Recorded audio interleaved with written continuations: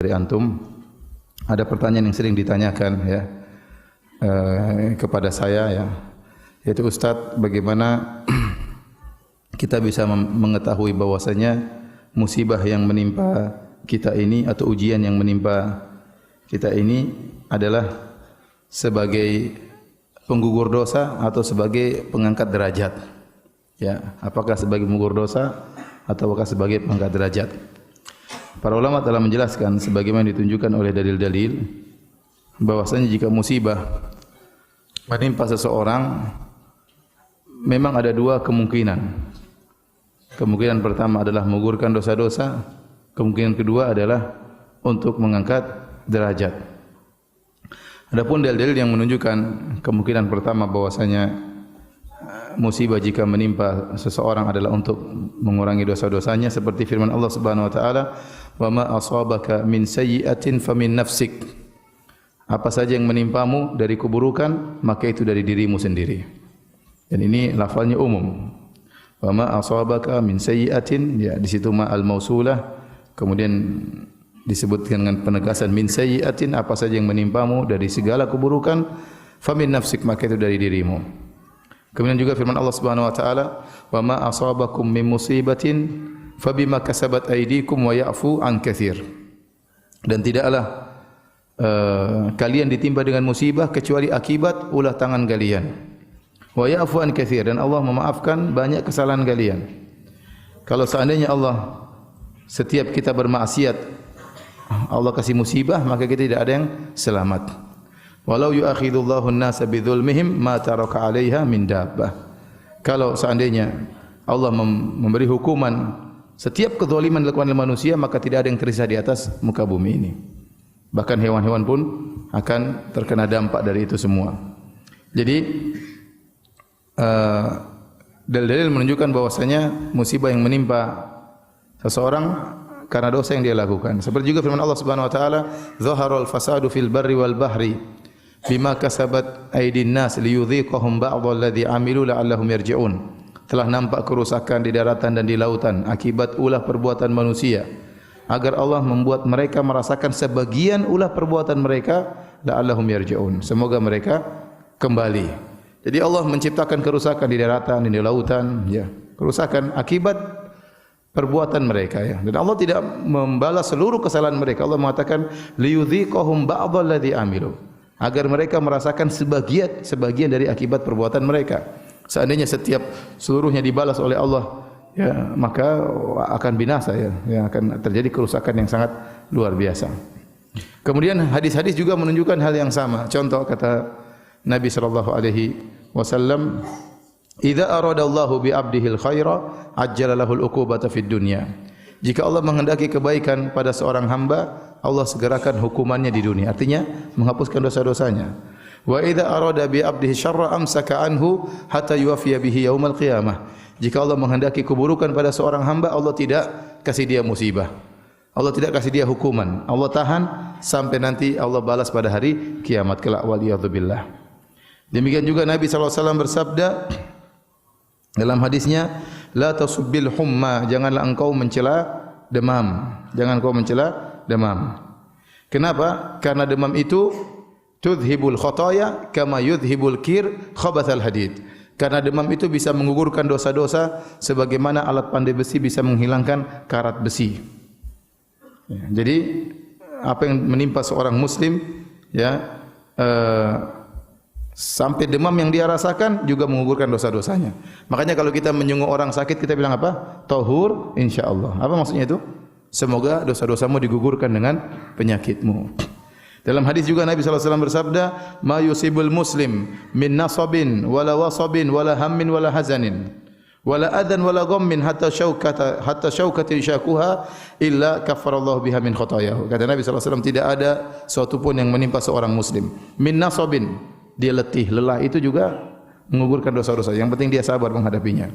Wala wasabin, atau dia sakit, itu juga menggugurkan dosa-dosanya. Wala hazanin, kesedihan tentang masa lalu yang buat dia ingat-ingat terus sehingga dia pun sedih, ya. Kemudian wala hammin, ya, perkara yang dia khawatirkan di depan. Dia sedih memikirkan masa lalu, dia khawatirkan tentang masa depannya, ya. Wala ghammin, dan juga kegelisahan yang dia rasakan, wala adzan, gangguan apapun. Hatta syaukah yushakuha, bahkan duri yang menusuknya, kecuali Allah akan menjadikan itu semua sebagai penggugur dosa-dosanya. Jadi apa saja yang dialami oleh seorang muslim dari hal yang tidak menyenangkan dirinya, kalau dia hadapi dengan kebaikan, maka semua itu akan menggugurkan dosa-dosanya. Ini semua dalil, ya, bahwasanya musibah itu menggugurkan dosa-dosa. Bahwasanya Allah menimpakan musibah pada seorang gara-gara dosa-dosa yang dia lakukan. Taib. Ada juga dalil-dalil yang menunjukkan Allah memberikan musibah kepada seseorang atau sekelompok orang untuk mengangkat derajatnya. Untuk mengangkat derajatnya. Oleh karenanya para anbiya diuji oleh Allah Subhanahu wa taala, dikasih banyak musibah. Waktu Nabi pernah ditanya, "Man asyadun nasi bala'an ya Rasulullah?" Siapa orang yang paling banyak bencana yang dialaminya ya Rasulullah? Maka Rasulullah SAW mengatakan anbiya. Yang paling banyak musibah adalah para nabi. Yang paling banyak diuji, dikasih musibah adalah para nabi. Tsumma salihun, kemudian orang-orang soleh. Tsummal amsal fal amsal, kemudian yang selanjutnya dan selanjutnya. Yubtala rajulu ala qadri imanihi, seorang diuji, diberi musibah berdasarkan keimanannya. Fa in kana fi imanihi salabatun zida fi balaihi, kalau ternyata imannya kuat, kokoh, Allah tambah ujiannya, tambah musibahnya. Wa in kana fi imanihi riqatun khufifa anhu, kalau ternyata imannya lemah, Allah kurangi ujiannya. Dalam hadis, innallaha idza ibtala qauman innallaha idza ahabba qauman ibtalahum. Kalau Allah mencintai suatu kaum, Allah akan uji mereka. Allah akan menguji mereka. Dalam hadis juga kata Nabi SAW, inna idhamal jaza ma'idhamal bala, ma'idhamil bala. Sungguhnya besarnya balasan sesuai dengan besarnya ujian. Jadi ini menunjukkan ujian-ujian tersebut adalah dalam rangka untuk mengangkat derajat. Bahkan dalam satu hadis Rasulullah SAW bersabda, yang dihasankan oleh Syekh Albani dalam silsilah sahihah, innar rajula la yakunu lahu indallahil manzilah fama yablughuha bi amalin fala yazalu Allahu yabtalihi bima yakrah hatta yablughahu iyyaha atau yuballighahu iyyaha. Kata Nabi sallallahu alaihi wasallam, sungguh dia punya kedudukan di sisi Allah, kedudukan yang tinggi. Tetapi dia tidak bisa sampai kedudukan tersebut dengan amal dia. Amal dia itu tidak cukup untuk membuat dia mendongkrak dia naik di derajat yang tinggi. Maka supaya orang ini bisa naik di derajat yang tinggi, Allah kasih ujian. Allah kasih musibah supaya derajatnya naik. Ini dalil bahwasanya Allah kasih dia musibah dalam rangka mengangkat apa?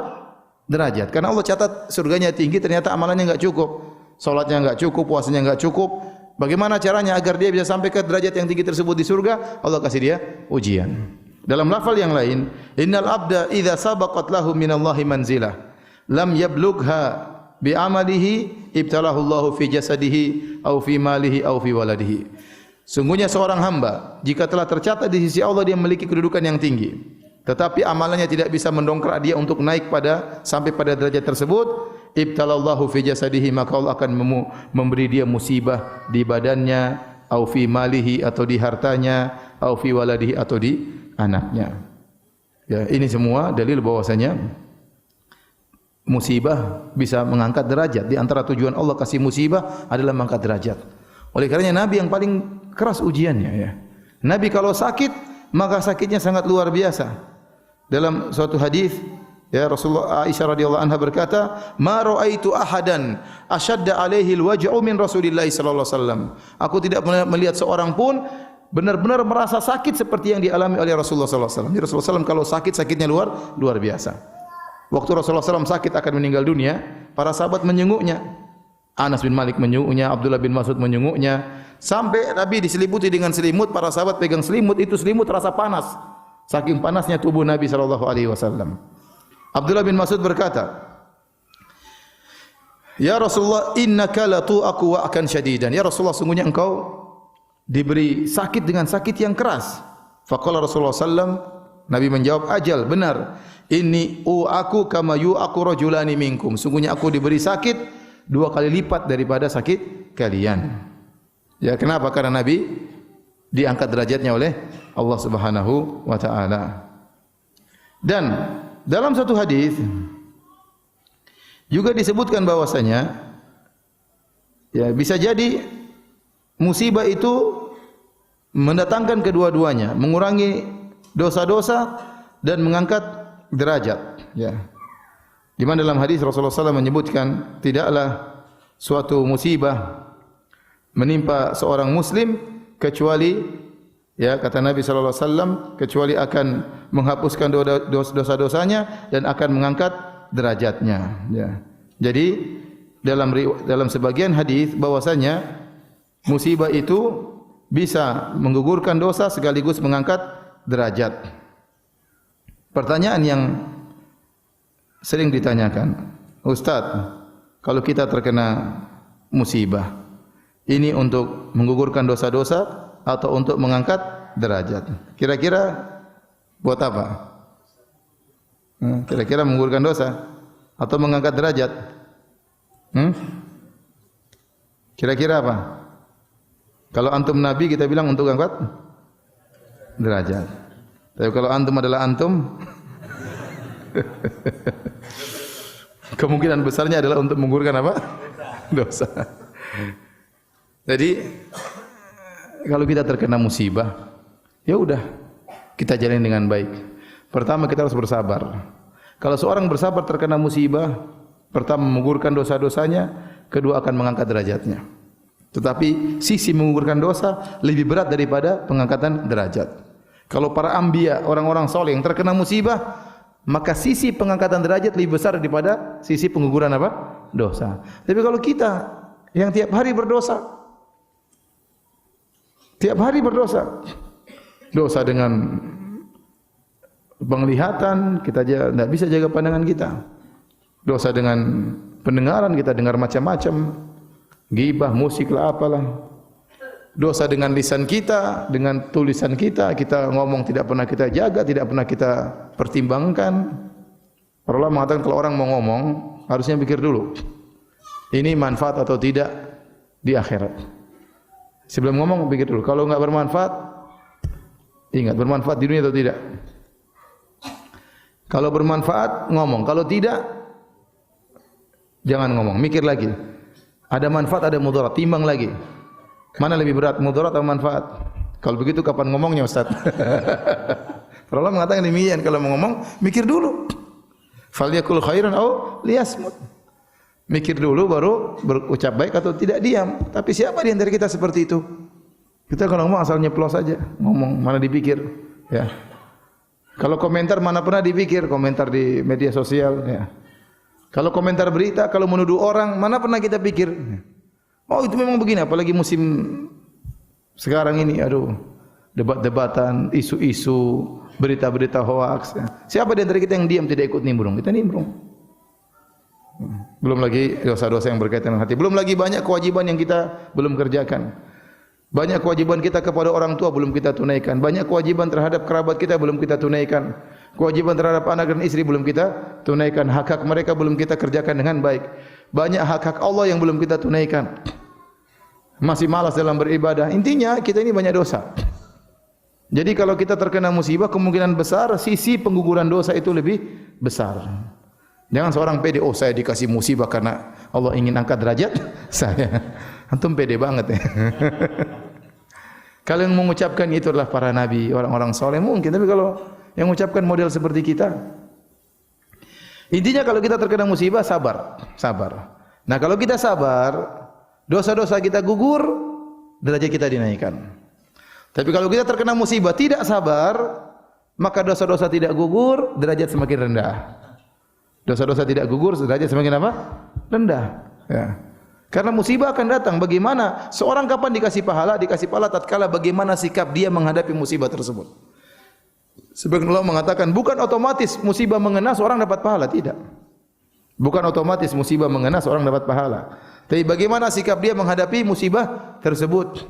Seorang mukmin menghadapi dengan tegar, dengan tenang, dengan husnudzon kepada Allah Subhanahu wa taala, maka dia akan mendapatkan pahala dan diangkat derajatnya, ya. Jadi kalau ditanya lagi, Ustaz, saya dapat musibah, kira-kira menggugurkan dosa atau mengangkat derajat? Jawabannya apa? Kira-kira menggugurkan apa? Dosa. Dan semoga juga mengangkat apa?